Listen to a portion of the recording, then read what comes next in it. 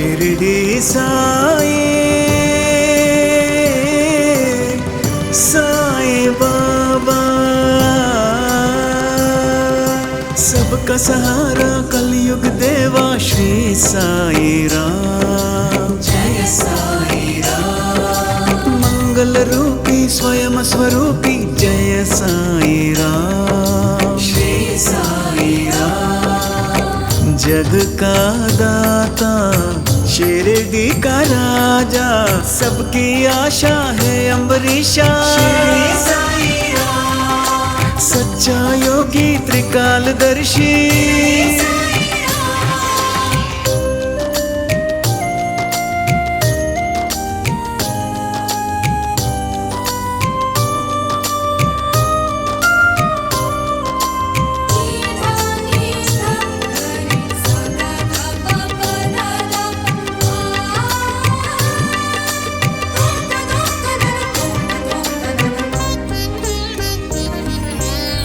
जल थल में देवा तू ही तो बसता, भाग्य विधाता शिरडी नाथ। शिरडी नाथ। वैद्य तू ही योगी भी तू ही, शिरडी वाला श्री साई नाथ। श्री साई नाथ। साई के दर पे जो भी आते, बाबा उसके कष्ट मिटाते। तू ही दाता तू ही विधाता, श्री साई बाबा। राम राजा रहीम बाबा। श्री साई बाबा। शिरडी साई साई बाबा।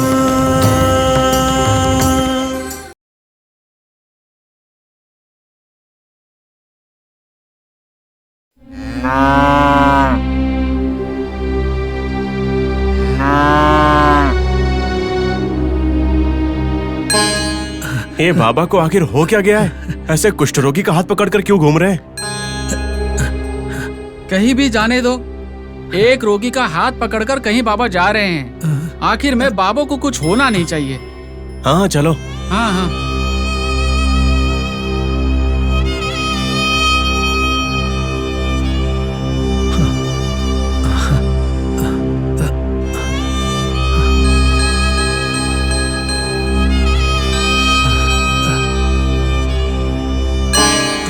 अरे ये क्या बाबा, आपको क्या हो गया है?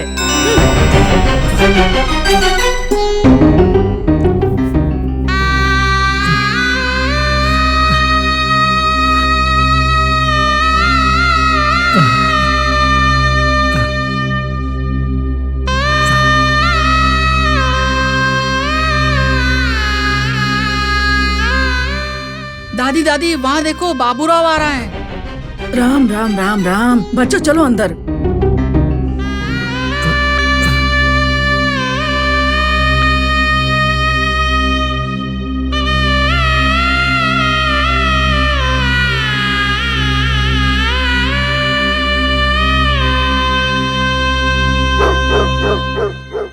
यहीं ठहरो। कोई है?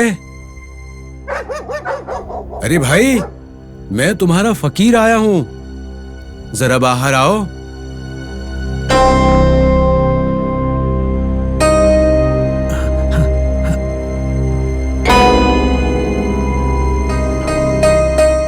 ये क्या है बाबा?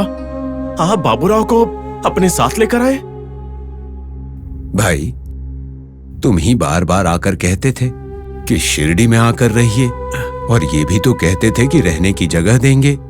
इसीलिए अगर तुम्हारे घर के बाहर थोड़ी सी जगह मिल जाए तो हम लोग रात गुजार लेंगे। थोड़ी सी जगह दोगे? बाबा, अगर आप अकेले होते तो मुझे जगह देने में कोई भी तकलीफ नहीं होती, लेकिन ये बाबूराव आपके साथ आया है, इसलिए जगह देने में थोड़ी परेशानी हो रही है। अच्छा, मतलब डर लग रहा है? हाँ बाबा, हाँ डर लग रहा है। कहीं इस बाबूराव की बीमारी हमें लग गई तो? ऐसा कुछ नहीं होगा, डरो मत तुम। ये कोई बड़ी बीमारी नहीं है, ठीक हो जाएगी, मेरा भरोसा करो। अब रहने दीजिए बाबा, रहने दीजिए। कृपा करके आप कहीं और जाइए। अरे मेरी बात तो सुनो। माफ करिए बाबा, माफ करिए। चलो बेगम। हाँ, भाई चलिए। माफ करिए बाबा। भाई मेरी बात।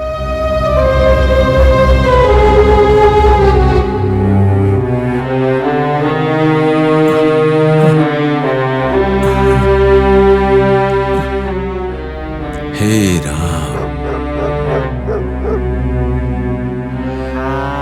अल्लाह सब ठीक करेगा, अल्लाह सब ठीक करेगा।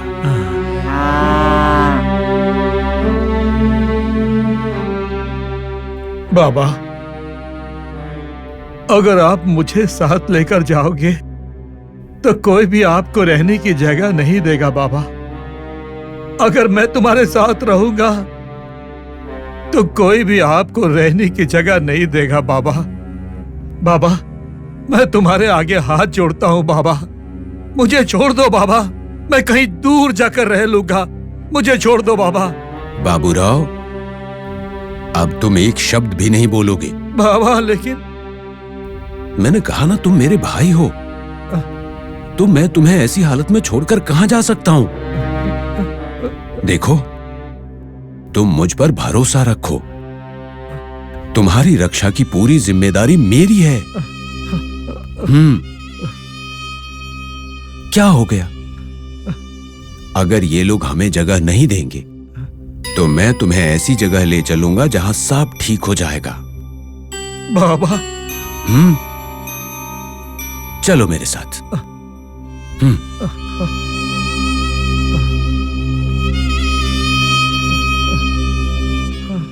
पागल हैं सब लोग।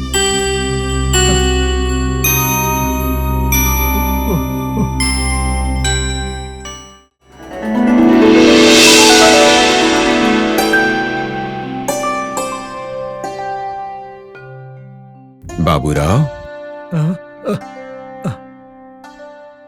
तुम इस जगह को देख रहे हो? हम दोनों यहीं पर रहेंगे और जब तक कि तुम्हारी बीमारी पूरी तरह ठीक नहीं हो जाती तुम मेरे साथ ही रहोगे। ये जगह हम दोनों को अपने गले से लगा के रखेगी और तुम ठीक भी हो जाओगे।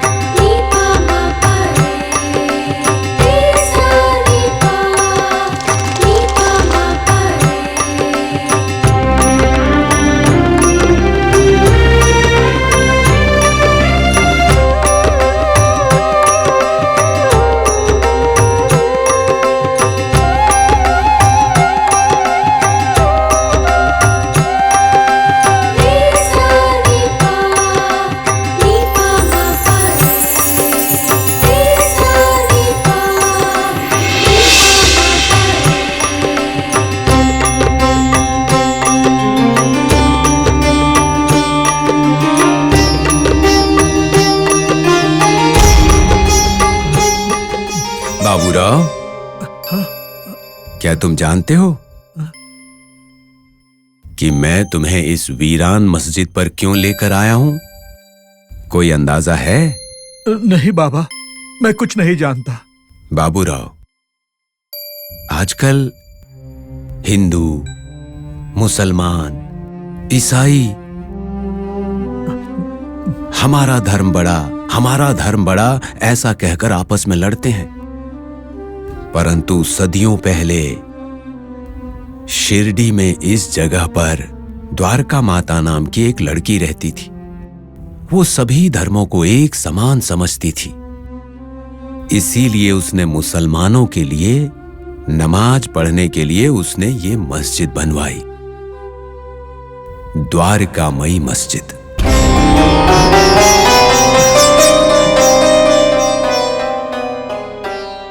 यहां जाति, धर्म या कुल का कोई मतलब नहीं।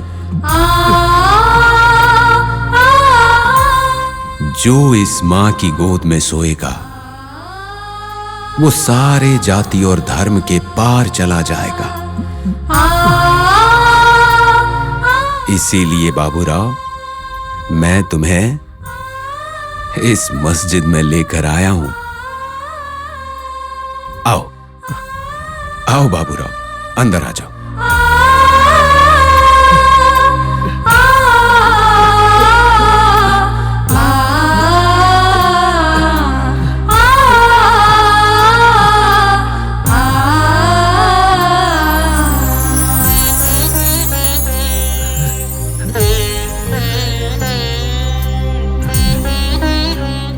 बाबूराव, द्वारका माता की इस जगह पर एक दिया तक नहीं जल रहा।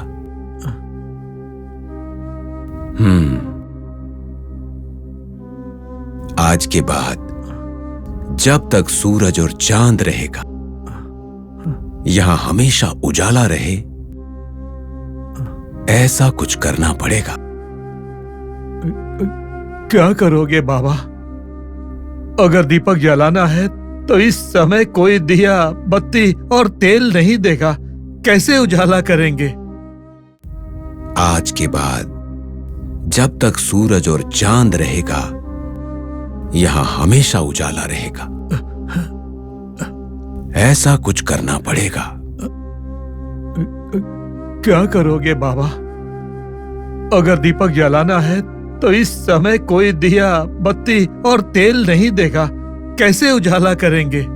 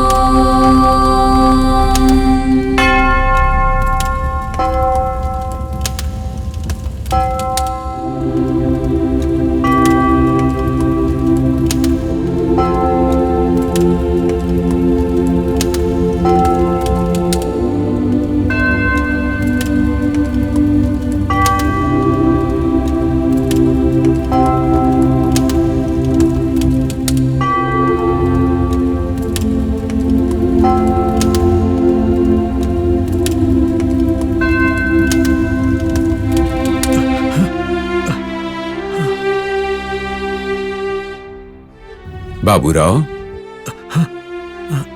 तुम पूछ रहे थे ना कि यहाँ उजाला कैसे होगा। देखो देखो,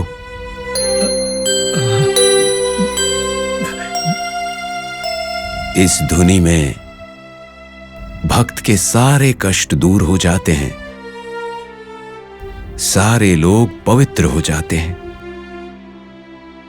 जो भी द्वारका माता की इस जगह पर कदम रखेगा, उसके जन्म जन्म के सारे कर्म फल क्षण भर में नष्ट हो जाएंगे।